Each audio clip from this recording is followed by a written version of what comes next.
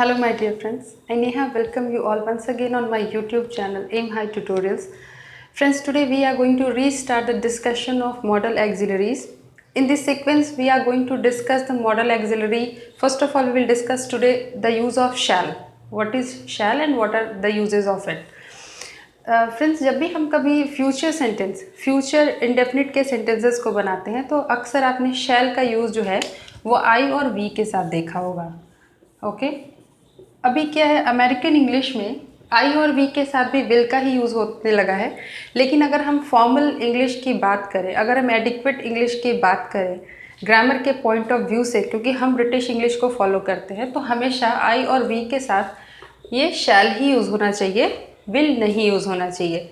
लेकिन ठीक है, अभी सभी करते हैं तो in spoken you can do that, but while writing just take care of writing shall whenever you are using I and whenever you are using shall with I and we.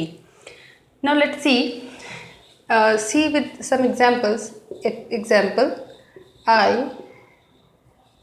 shall help you. मैं तुम्हारी मदद करूँगा. I shall help you. The next example will be we shall go to the park. हम लोग park जाएंगे. एक बात और, जैसे आपने यहाँ देखा कि ये शैल है, शैल के बाद मैंने मेन वर्ब लगाया है. Shall is a modal auxiliary verb, it is also called the helping verb. तो यहाँ शैल के बाद जो इन्फिनेटिव टू होता है वो नहीं लगाया जाता है, ठीक है. But if you are writing here the main verb, ठीक है, गो मतलब जाना, तो ये इसके बाद हम लोग टू लगा सकते हैं. लेकिन शैल के जस्ट बाद if you write shall to, this will be wrong. आप शैल के साथ टू का यूज़ कभी नहीं करेंगे, तभी करेंगे जब शैल के बाद आपका कोई ना कोई मेन वर्ब आता है, इसके बाद आप टू का यूज़ कर सकते हैं. Okay, now after I and we will talk about you, he, she, it and they. अगर इसके साथ हम शैल का यूज़ करेंगे तो ये क्या शो करता है, सॉरी सी, यहाँ पे एक ही ऐसा प्रोनाउन वर्ड आपको दिख रहा है यू, जो कि क्या है, ये सेकंड पर्सन है. इसके अलावा जितने भी आप देखो ये या ये फिर ये सभी क्या है, थर्ड पर्सन है, जिसमें कि ये तीन क्या है, सिंगुलर नंबर है, और ये सिंगुलर, और ये दे जो है ये प्लूरल इन नंबर है. वैसे हम लोग यहाँ सिंगुलर प्लूरल की बात ऐसे बताना कोई ज़रूरी नहीं है, लेकिन फिर भी मैं आपको ऐसे समझा देती हूँ. तो हम इसके साथ जब शैल का यूज़ करेंगे तो इसका यूज़ जो होता है शैल का, वो कमांड के लिए होता है, प्रॉमिस के लिए होता है, थ्रेटनिंग के लिए होता है. ओके, सो इट शोज, और we can write it in on the upper side of the board. इसी के बारे में मैं ऊपर लिख रही हूँ. Whenever we use shall with you, he, she, it, they, इनके साथ जब भी अगर हम shall का यूज़ करते हैं तो ये शो करता है, shows command, promise and threat. Command means आदेश देना या फिर किसी चीज़ को कमांड, किसी को कमांड करना, बताना कि क्या करो. प्रॉमिस मतलब वादा करना, और थ्रेट मतलब धमकी देना. ठीक है, चलिए हम लोग एग्जाम्पल से इसे समझते हैं कि ये क्या है, कमांड आखिर दे रहे हैं तो कैसे होगा. So I am writing here the two examples of command. Okay, so first example is she shall go at once. मतलब उसे एक बार में चले जाना चाहिए. ठीक है, यहाँ पे ये फ्यूचर टेंस नहीं बता रहा है. जैसे अगर कहूँ आई विल गो, ठीक है, सॉरी आई शैल गो, मैं जाऊँगी, इसका मतलब हो जाएगा मैं जाऊँगी. लेकिन जैसे ही शैल, शी के साथ आपने शैल लगा दिया तो ये यहाँ पे क्या शो करता है, ये शो करता है, ये क्या है, ये कमांड शो किया जा रहा है कि she shall go at once, वो एक बार में ही, सॉरी वो तुरंत ही चली जाएगी, सॉरी उसे तुरंत ही जाना है, चले जाना चाहिए. इसके बाद अनदर एग्जाम्पल इज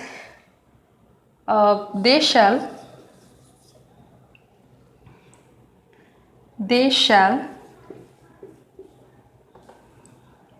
फॉलो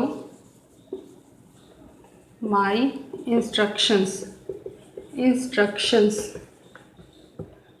इसका मतलब है वे मेरे निर्देशों का पालन करते हैं या उन्हें मेरे निर्देशों का पालन करना है। यहाँ पे ये क्या है, कमांड है, ठीक है। लेकिन अगर हम इसे future, simple future indefinite sentence बनाएंगे तो क्या लिखेंगे, they will follow my instructions, वो मेरे कमांड्स को मानेंगे। तो मानेंगे मतलब कहा जा रहा है, लेकिन it is not sure that वो लोग मानेंगे ही, लेकिन यहाँ पे कमांड है तो हम ये कह सकते हैं कि here a little bit surety of this that they are going to do it.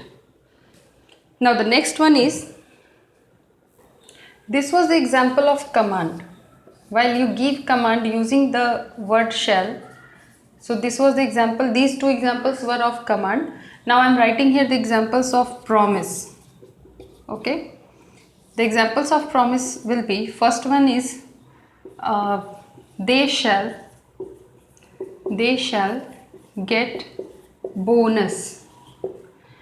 उन लोगों को बोनस मिलेगा, मतलब कि ये क्या है, ये एक प्रॉमिस है। दे विल गेट बोनस मतलब उन लोगों को उन लोगों को बोनस मिलेगा। ये यहाँ पे प्रॉमिस्ड नहीं है, यहाँ पे किसी तरह का कोई वादा नहीं किया गया है कि मिलेगा ही, दिया ही जाएगा, ठीक है। लेकिन अगर शैल लगा देंगे इसका मतलब है कि ये प्रॉमिस है और इसे फुलफिल किया जाना है। Okay, next is you shall be helped by me, मेरे द्वारा तुम्हारी मदद की जाएगी। मतलब this is a promise from my side that I am going to help you, मतलब मैं ऐसा वादा करता हूँ कि मैं तुम्हारी हेल्प करूँगा। तो ये क्या करता है, ये प्रॉमिस को शो करता है। अदरवाइज यहाँ पे विल लगा देते, ठीक है, you will be help by me, तुम्हारी मदद मेरे द्वारा की जाएगी। तो ये एक फॉर्म सा मतलब एक सेंटेंस ऐसा है जो बस ये बताने के लिए इंश्योर किया जा रहा है सामने वाले को कि हाँ मदद की जाएगी। इन फ्यूचर हो सकता है कि ऐसा नहीं किया जाए, लेकिन यहाँ पे है ये वादा है, प्रॉमिस है, it means it has to be fulfilled in the upcoming time. The next example will be of threat.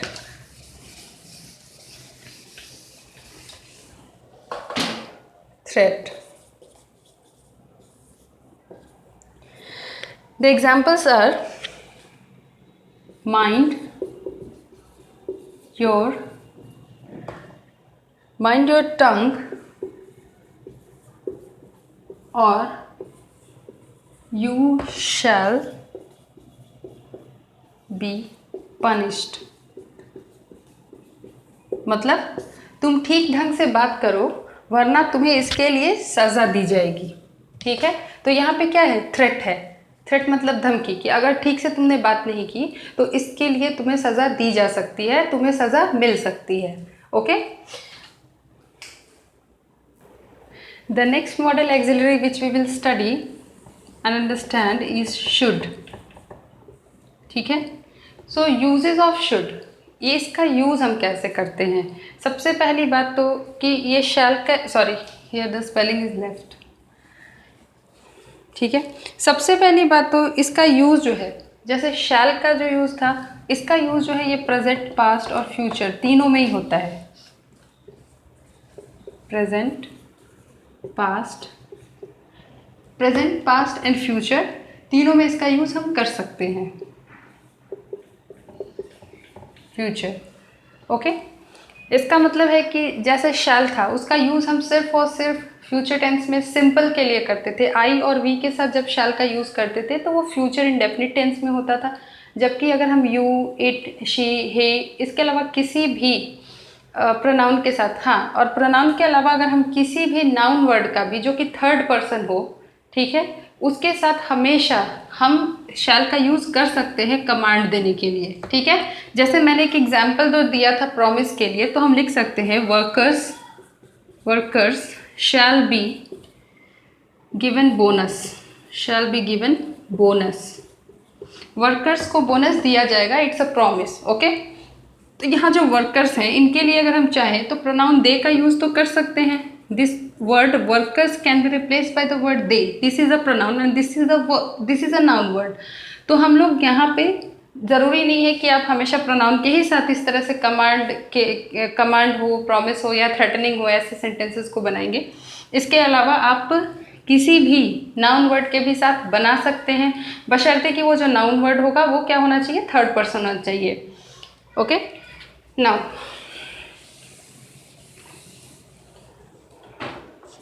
सी इसका और शुड जो होता है ये क्या शो करता है, ये शो करता है shows duty, moral obligation. Moral obligation, obligation का मतलब मैंने एक बार पहले भी डिस्कस किया था। यहाँ पे मॉरल ऑब्लिगेशन, ये इसके लिए हम स्लैश लगा सकते हैं, ऑब्लिक दे सकते हैं। तो मॉरल ऑब्लिगेशन का मतलब होता है जो ऐसी चीज़ जो हमें करनी चाहिए, ठीक है, और साथ ही साथ एक और वर्ड एडवाइस, इन तीनों को ये शो करने का काम करता है। ठीक है, तो अब हम लोग एग्जाम्पल्स लेते हैं और इससे समझते हैं, लेकिन इसके पहले एग्जाम्पल्स लेने से पहले, या फिर let me discuss with the examples, we should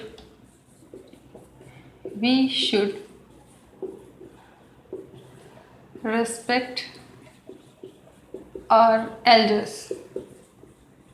हमें अपने बड़ों का सम्मान करना चाहिए, हमें अपने बड़ों की रेस्पेक्ट करनी चाहिए। ये क्या है, ये हमारा एक मॉरल ऑब्लिगेशन है, ये हमारी ड्यूटी है, हमें करना ही करना चाहिए।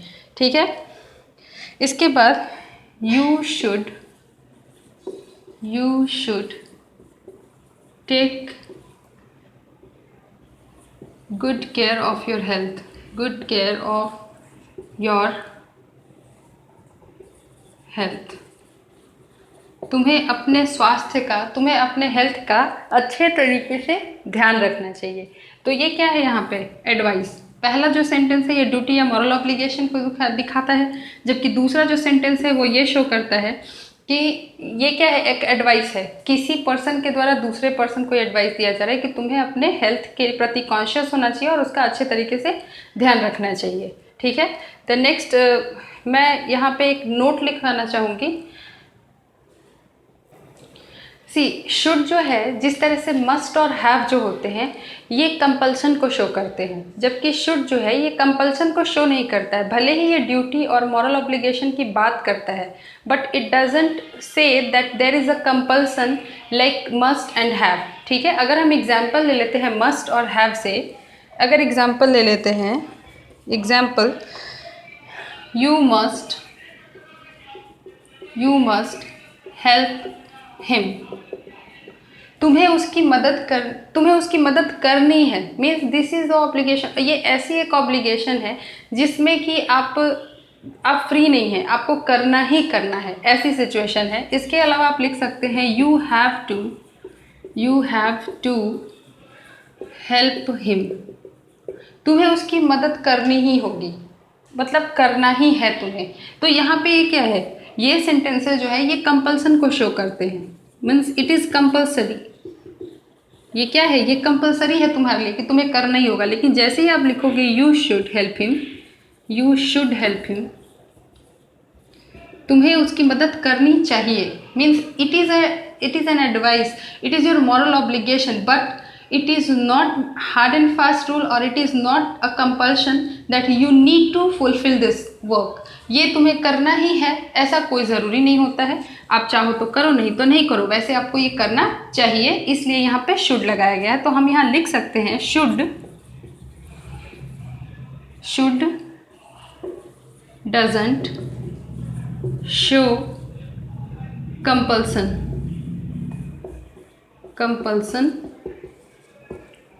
as must and have। मतलब जिस तरीके से मस्ट और हैव जो है ये कंपल्सन शो करते हैं, वैसा शुड नहीं करता है। शुड के साथ ऐसा कोई भी कंपल्सन नहीं है। यहाँ पे सिर्फ और सिर्फ एक एडवाइस देने की बात हो रही है जो शुड के माध्यम से दी जा रही है। ओके, इसके अलावा शुड जो है, शुड ऑल्सो shows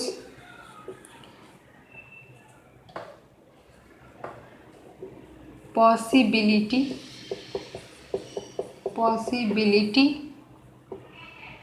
supposition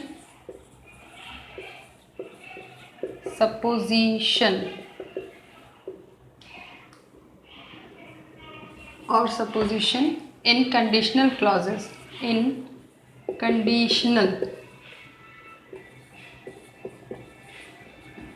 मतलब वैसे क्लॉजेज जहाँ पे कंडीशंस हो, कंडीशंस एप्लीकेबल हो, कंडीशनल क्लॉजेज जो भी होंगे वहाँ पे शुड जो है ये पॉसिबिलिटी और सपोजिशन को शो करता है। पॉसिबिलिटी मतलब संभावना, सपोजिशन मतलब अनुमान, सपोज करना, ठीक है। सपोज वर्ड से बन गया है ये वर्ड सपोजिशन।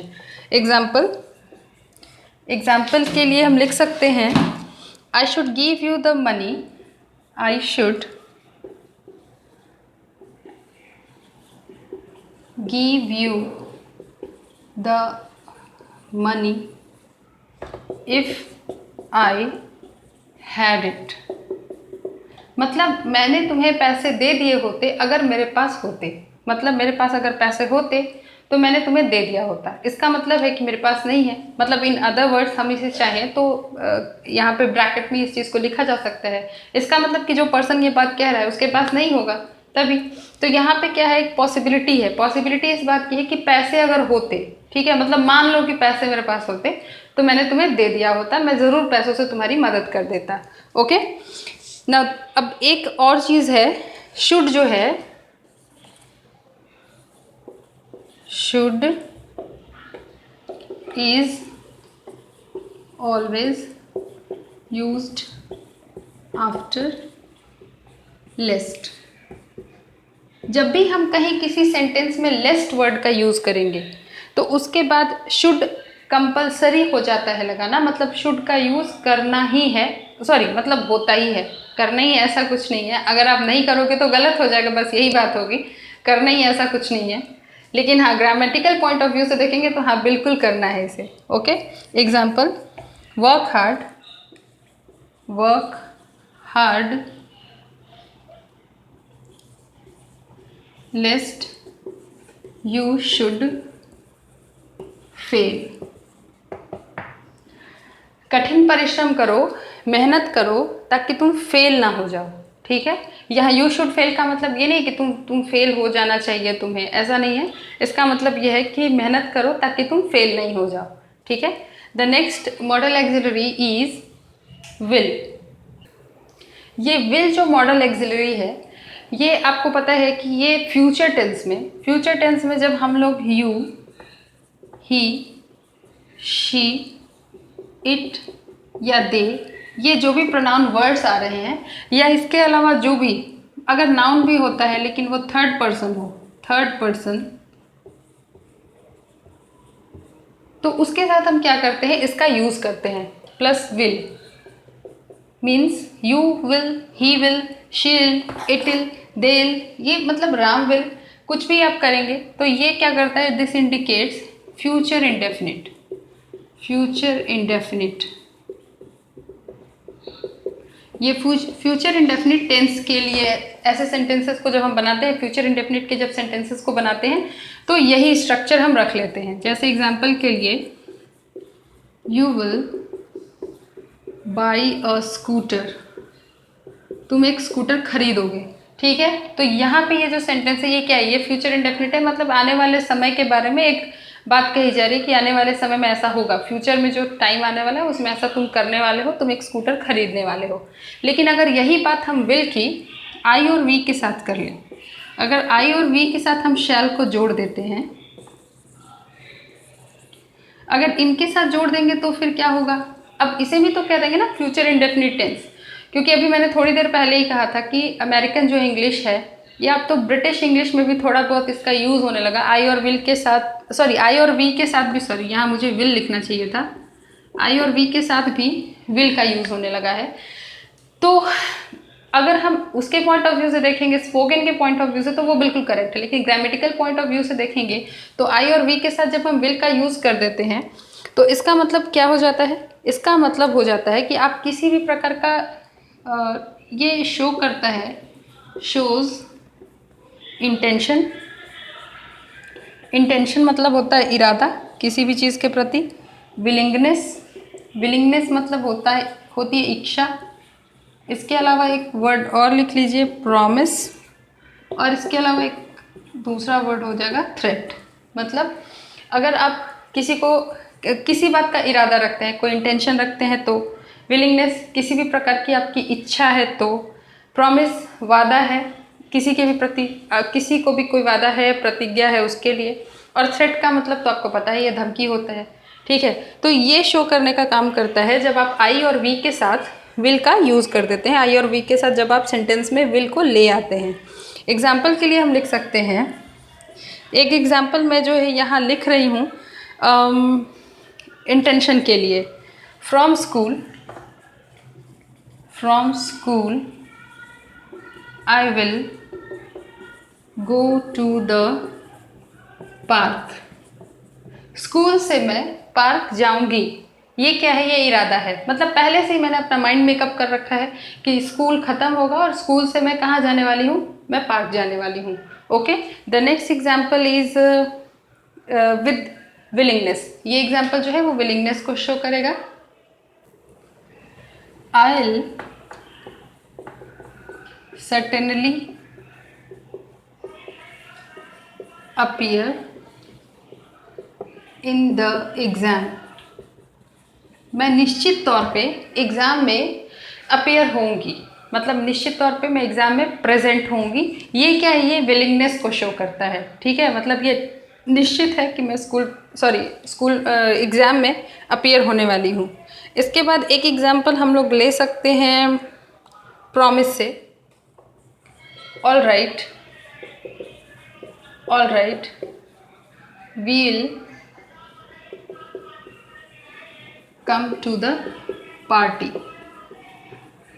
इसका मतलब हुआ कि ठीक है, हम लोग पार्टी में आएंगे, हम लोग पार्टी में ज़रूर आएंगे। अगर यहाँ लिखते we shall come to the party तो हम पार्टी में आएंगे, और अगर विल लिख दिया इसका मतलब है हम पार्टी में ज़रूर आएंगे, ठीक है। मतलब ये क्या है, यहाँ पे प्रॉमिस को शो करता है कि भाई वादा रहा मेरा, मैं पार्टी में आऊँगा ही आऊँगा।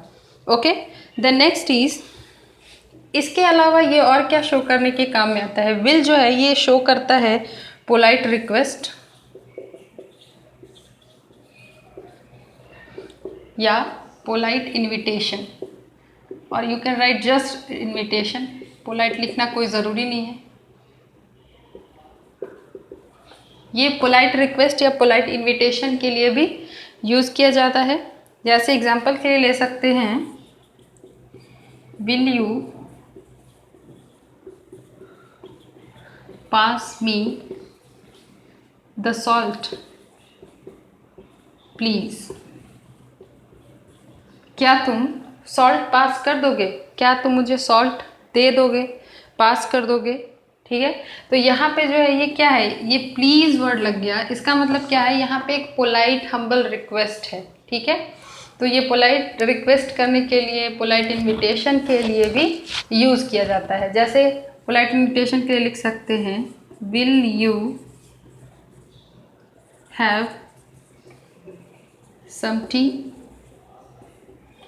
क्या आप चाय लेना पसंद करेंगे, ठीक है।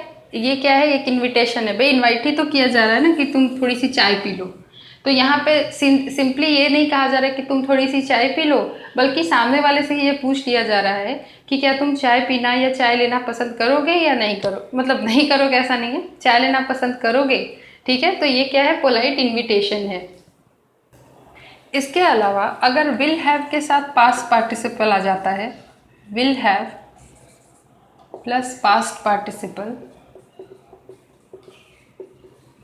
देन इट शोज, सॉरी यहाँ मुझे past participle, then it shows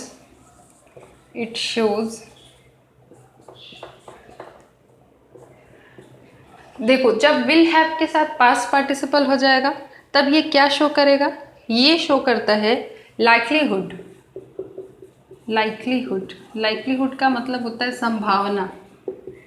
संभावना के लिए हम एक और वर्ड प्रोबेबिलिटी भी यूज़ कर सकते हैं। तो ये लाइक्लीहुड को शो करता है किस में, इन पास्ट टेंस,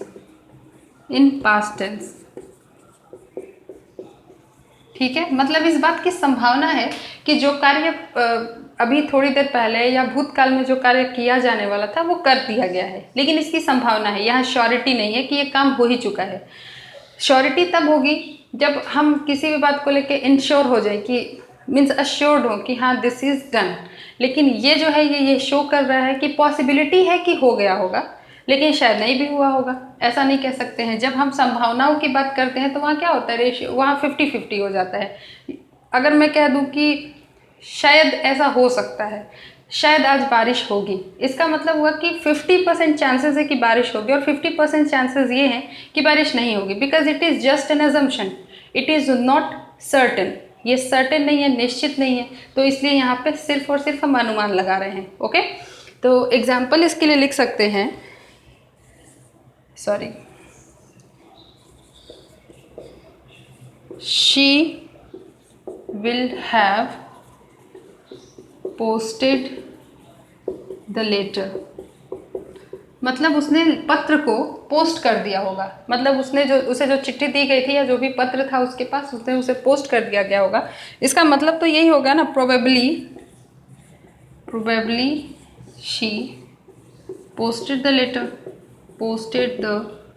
लेटर, मतलब पूरी संभावना है, या संभावना है कि वो लेटर पोस्ट कर चुकी होगी। तो यहाँ इस सेंटेंस में क्या है, विल नहीं लगाया गया है, यहाँ पे हमने सीधे प्रोबेबली वर्ड को यूज़ कर दिया है, जबकि इस सेंटेंस में हमने विल को ही जोड़ करके ये प्रोबेबिलिटी है जो है, ये जो प्रोबेबिलिटी है उसे हमने दिखाने का, बताने का काम किया है। तो ये विल जो है ये प्रोबेबिलिटी को शो करता है, बस ये वर्ड प्रोबेबिलिटी यहाँ पे आ गया है, जबकि यहाँ पे विल ही इसका काम कर देता है। अब वुड जो है, ये विल का, एक तो हम लोग ये भी कहते हैं कि विल का ये पास्ट फॉर्म होता है।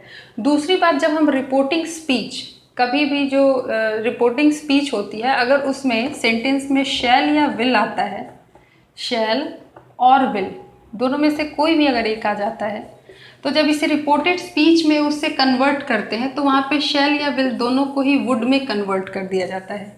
It means that we can say that shall and will are replaced by the word would whenever a reporting speech is converted or changed into a reported speech। ठीक है, reporting speech को जब reported speech में convert करते हैं तो शैल या will जो रिपोर्टिंग स्पीच में होता है वो रिपोर्टेड स्पीच में वुड बन जाता है। ठीक है, मतलब शैल या विल की जगह पे वुड का यूज़ कर दिया जाता है। ओके, इसके लिए अब हम लोग ये देखेंगे कि वुड के यूजेस क्या है।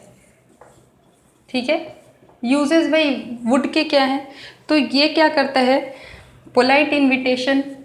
अब आप सोचेंगे कि पोलाइट इनविटेशन तो विल भी दे रहा था, पोलाइट इनविटेशन, पोलाइट रिक्वेस्ट, इसके अलावा प्रोबेबिलिटी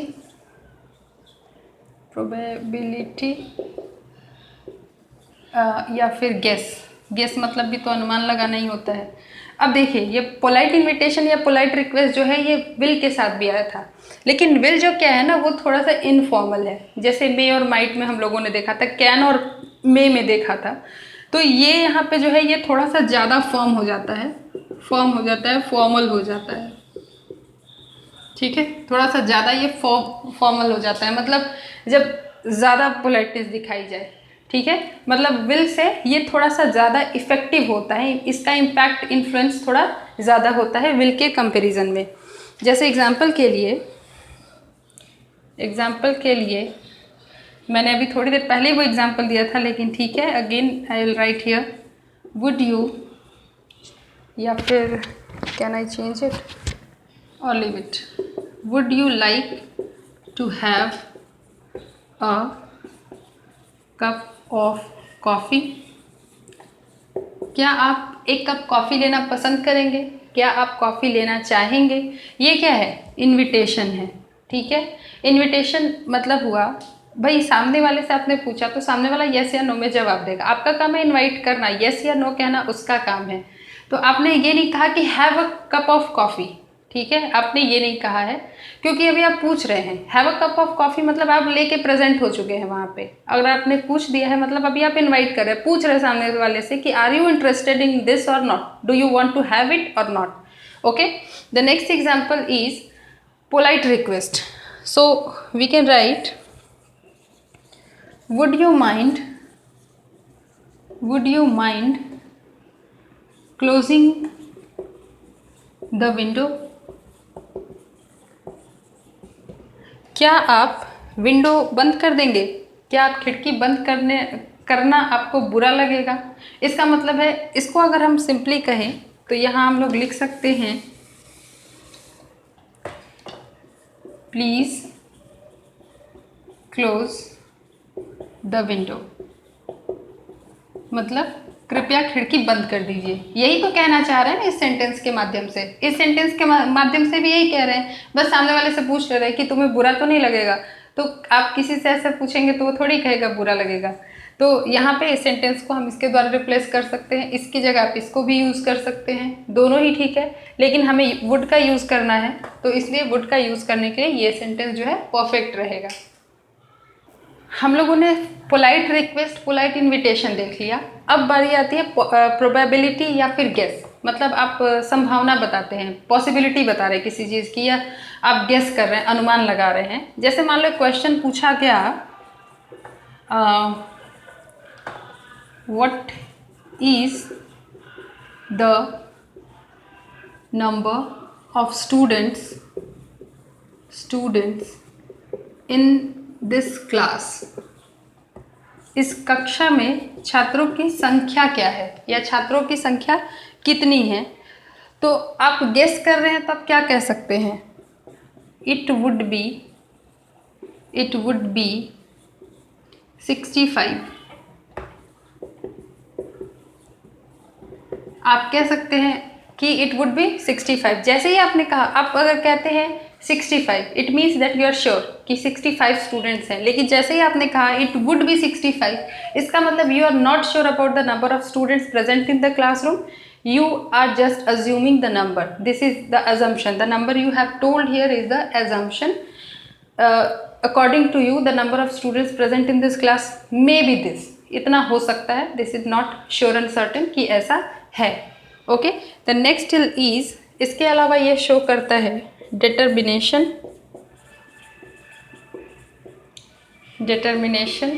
और willingness। विलिंगनेस मतलब इच्छा, और डिटर्मिनेशन मतलब संकल्प, दृढ़ संकल्प, या फिर किसी भी चीज़ को करने के लिए जब हम कोई भी ऐसी प्रतिज्ञा, मतलब दृढ़ प्रतिज्ञा कर लेते हैं तो उसको हम डिटर्मिनेशन कहते हैं। तो डिटर्मिनेशन और विलिंगनेस शो करने के लिए भी हम इसका यूज़ करते हैं। Example, I would try my best to help you, मतलब ये मेरी दृढ़ इच्छा है, ये मेरी इच्छा है, और मैं मतलब ये कहना चाह रहा है कि मैं पूरी कोशिश करूँगा तुम्हारी मदद करने की। मतलब मेरी ये इच्छा है कि मैं पूरी तरह से हर तरीके से कोशिश करूँ कि मैं तुम्हारी मदद कर सकूँ। ठीक है, तो यहाँ पे एक डिटर्मिनेशन है, विलिंगनेस है, सामने वाला जो है वो कहना चाह रहा है कि वो डिटरमाइंड है हेल्प करने के लिए। ओके, इसके अलावा ये शो करता है जब किसी भी सेंटेंस में यदि वुड के साथ रादर आ जाए, would plus rather, it means preference मतलब प्रेफर करना। ठीक है, एग्जाम्पल के लिए, he would rather think about your proposal, मतलब वह तुम्हारे प्रपोजल के बारे में सोचेगा, उसके बारे में विचार करेगा। इसका मतलब है कि तुम्हारा जो प्रपोजल है वो उसके प्रेफरेंस पे है, मतलब उसे प्राथमिकता देगा, वो मतलब प्रायोरिटी देने वाला है कि हाँ भाई तुम्हारे प्रपोजल के बारे में वो पहले सोचेगा, ज़रूर सोचेगा, मतलब ऐसे इग्नोर नहीं करने वाला है। तो जब भी वुड के साथ रादर यूज़ होता है, इसका मतलब है कि वहाँ पे प्रेफरेंस देने की बात की जा रही है। इसके अलावा जब भी आप विश यूज़ करेंगे तो विश के साथ वुड लगाते हैं। ठीक है, विश के साथ वुड लगाते हैं, जैसे I wish he would succeed, मतलब मैं यह कामना करता हूँ कि वह सफल हो, यह मेरी इच्छा है, ये मेरी कामना है कि वह सफल हो जाए। तो यहाँ पे मेरी जो विश है, उस विश को किसके लिए है, जिसके लिए भी है, उसके बाद हमने यहाँ पे वुड लगा दिया है। ठीक है, तो ये जो सेंटेंसेस हैं, ये विश के बाद जब वुड आएगा तो यहाँ पे विश को जाहिर करने की, इच्छा जो जाहिर करने की बात होती है, वहाँ यूज़ करते हैं वुड का। इसके अलावा वुड के साथ रादर का यूज़ करते हैं, मतलब प्रेफरेंस देने की बात करते हैं। Friends, with this, today's explanation is over. I hope that this will be helpful and beneficial for you in your studies. अगर आपको मेरे द्वारा बताए गए किसी भी चीज़ में कोई भी प्रॉब्लम हो, कोई भी क्वेरी हो, you can let me know in the comment section. It will be very very helpful for me also to improve my quality if there is any problem. And if you like it, please watch, share with your friends and subscribe and keep on watching. Thank you very much for watching.